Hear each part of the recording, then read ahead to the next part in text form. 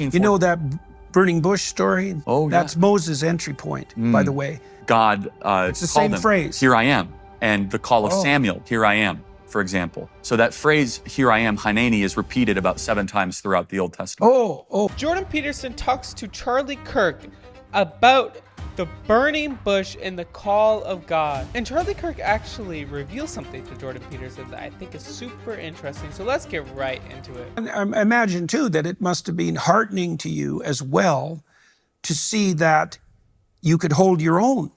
Exactly. And so that's a really important point. Here I am as a kid that didn't go to college thinking, do I really have the intellectual capacity to joust with kids that are learning all day long? Yeah, right. I realized they're not learning all day long.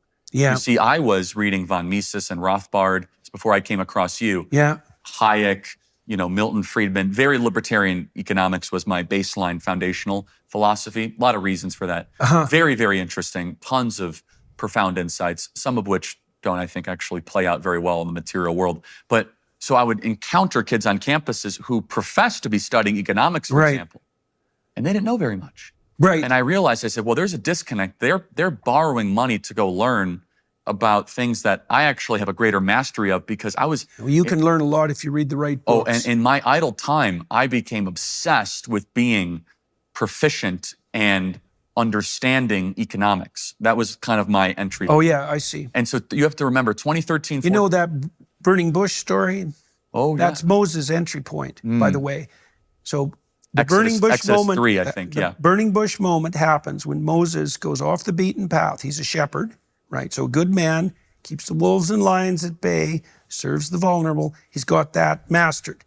And then something attracts his attention, and he takes it seriously. And that's what transforms him.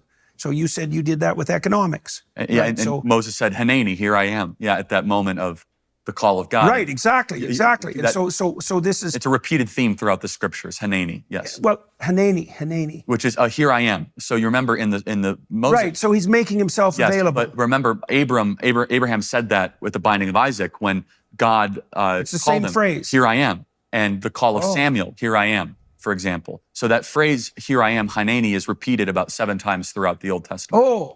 And that's really interesting. Like, interesting. It's funny because Jordan Peterson tried to get his point across and Charlie Kirk is trying to get his point across. But because I've heard Jordan Peterson say this story 100 times, the call to adventure. But you have to be listening to that call. And you have to be willing to offer your body as a living sacrifice. Say, God, here I am. Use me, whatever it is. So that's interesting. Spell it.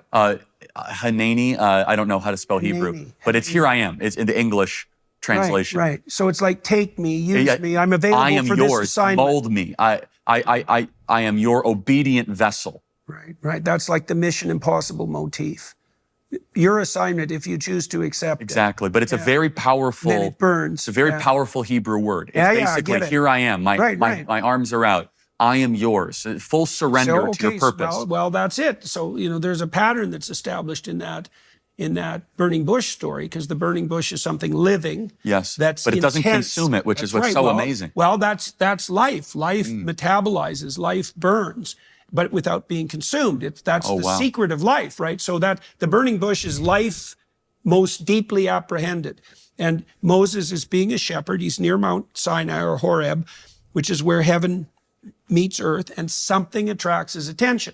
And then what happens to Moses is that he takes it seriously and he gets to the bottom of it, and that transforms him. So the idea is something like, if you watch for adventure and opportunity, if you watch for the pathway forward, something will grip your attention and it'll compel you. You'll be obsessed by it.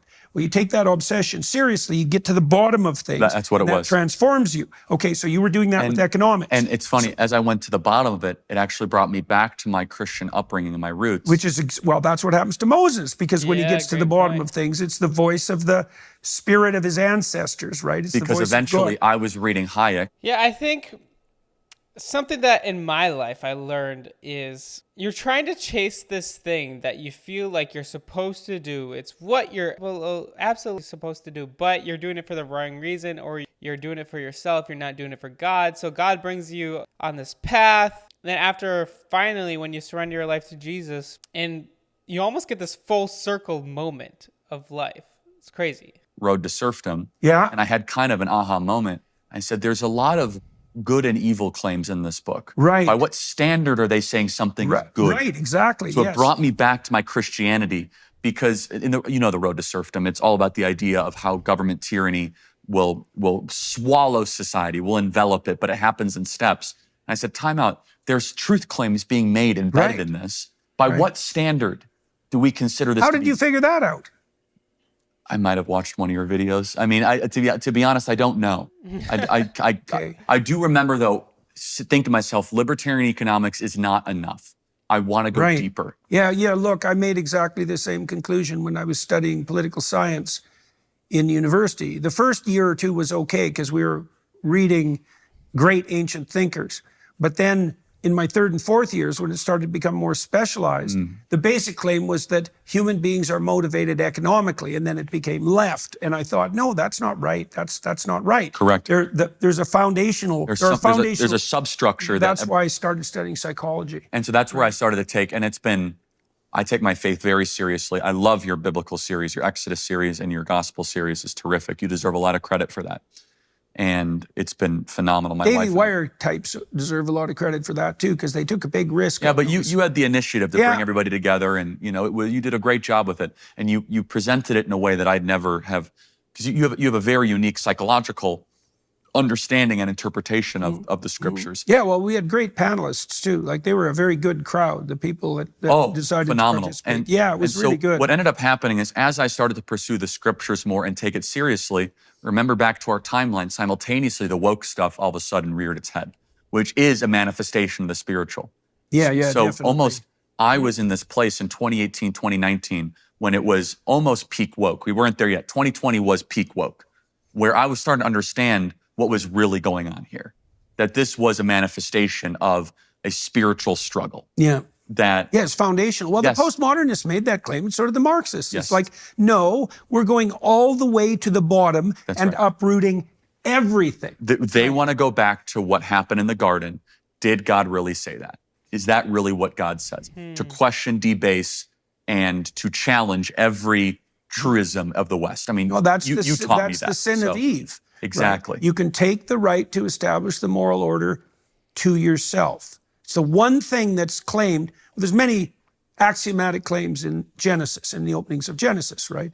That the word is the creative force that brings good out of chaos and possibility, that human beings are made in the image of God, that men and women exist as independent entities, and that they each, and that you're not to take the right to establish the moral order to yourself. It's the one. 2018, the peak was 2020, back when I was in college. And the woke agenda kind of ran society. And man, has it flipped like no other. It's mind-boggling to see these things change and to realize how much the world has changed. I would say not always for the better, but the mindset to get rid of, like he just said, back to the garden. Is that really what they meant? Is that really what God said? Is that really what our forefathers said? Prohibition. And I think biologically, it's something like fundamentally you have to adapt yourself to the realities of the world, right? You don't have the wherewithal.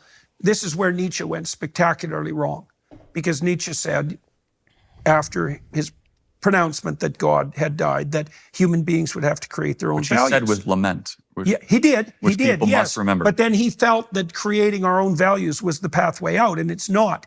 The pathway out is a return to the foundational values, right? And the more intense the crisis, the more toward the middle of the foundation you have to look. So it's not political, because this isn't a political crisis. It's truly the, what would you say? It's the ragged edge of the anti-Christian revolution. That's what it is. Yes. Yeah. So, but the hopeful part, to kind of bring this all home, is that we are seeing young men especially want to return to our roots. Yeah. They want to, so that goes back to the conservative element. What are we conserving? In some ways, we're actually trying to rebirth. We're trying to have a new birth of freedom, as Abraham Lincoln would say. Freedom and responsibility. Yes, because you can't have one without the other. No, and probably the right emphasis is responsibility. Remember, when God tells Moses to stand up against the Pharaoh, what he says, he doesn't say, tell them, let my people go. That's what the civil rights crusaders focused on. That isn't what he said. He said, let my people go so they may worship me in the wilderness. So it's ordered freedom. Yes. And ordered freedom is voluntary responsibility. And you see what you're seeing, and then let's close with this, because I want your insights into this. What you're seeing when those working class men are coming to your talks and they've become more and more popular, as you said, as you've advertised them, is they're looking for, it seems, they're looking for responsible direction. Correct. Okay, so now tell me how you've had to modify the manner in which you're conducting these debates, let's say, because for a while you would have been testing yourself to see if you could hold your own, and that's kind of an intellectual battle. Shapiro did it very much the same thing. He deserves a lot of credit for that. Yes, correct. Right? It's too bad Milo fell off the edge of the world, but he had a pretty rough go of it. He had a lot of talent, though. He did, and a lot of trauma, a lot. So, okay, so first of all, it's combat, and you're trying to develop yourself, and then you're doing that quite successfully and educating yourself along the way. But then you see this shift. Yeah. So what sort of shift has there been in your self-conceptualization and your understanding of your mission and the way that you conduct yourself? Like, you see you're being called upon to be a leader, let's say, that's not merely political. That's why my understanding of it. Correct. It's an enormous responsibility. Enormous. I mean, when I show up to college campus after college campus, mind you, during the day, they have got a million other things they could be doing. This is 12 p.m. lunchtime, and 4,000 people are waiting for me to go debate. And what are they on? They're on the campus grounds? Where? Yeah, sometimes amphitheaters. They're in trees. They're everywhere. I mean, you could see these images. We can supply them to you if you want to. Yeah, we should do that. You could superimpose them over this discussion. Yeah, let's do that. Yeah. And I'm not making this up. I'm not exaggerating. I mean, they're as far as the eye can see, these crowds are there. And part of it, we must be honest, is they want to see a good verbal combat because they don't get it at the university.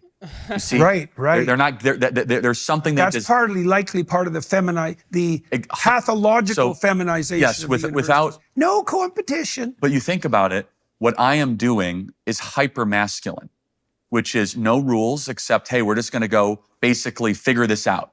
This is the closest thing to a verbal street fight that one can have. Right. Anyone can show up to the mic. Prove me wrong. I have no notes. I have no AI. I have nothing. Tell me why you're correct.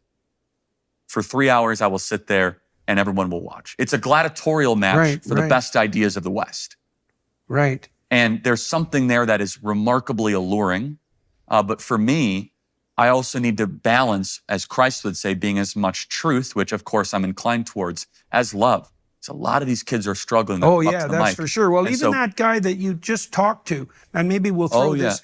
So he was radically anti-Semitic, but also he said he had served. He looked to me like someone who'd been very, very hurt. Yes. He's fallen to this sort of snake pit of conspiratorial theories, and the brain rot that comes with it. Yeah. But you could also see that he would be very happy, and he did listen to you to the degree that he could, because he had tilted pretty hard towards paranoia. And that's very difficult to escape from once it's established. But he was trying to listen to you. And I thought you did a very good job of not playing easy tricks on him. Like, because he was an easy person just to throw into the eternal fire, so to speak, right? But there was part of him that was trying to find the way. Yes. Yeah. And yeah, I think that's cool. Like, I don't necessarily agree with everything that Charlie Kirk does and some of his stance on all this stuff, but I think it's awesome that he's a Christian and he's becoming super influential in so many different ways, and he has a voice to speak up for, hopefully, Christian values. So shout out to him, shout out to Jordan Peterson for all these guys making a difference in young men like me and other men to really make a difference. So that's absolutely awesome. And guys, if you haven't ever decided to follow Jesus, I encourage you to do that today. It will be the best decision you guys could ever make. Please, if you haven't decided to follow Jesus, in the description below, you will be able to click a link to help you to decide to follow Jesus for the first time. Do that today.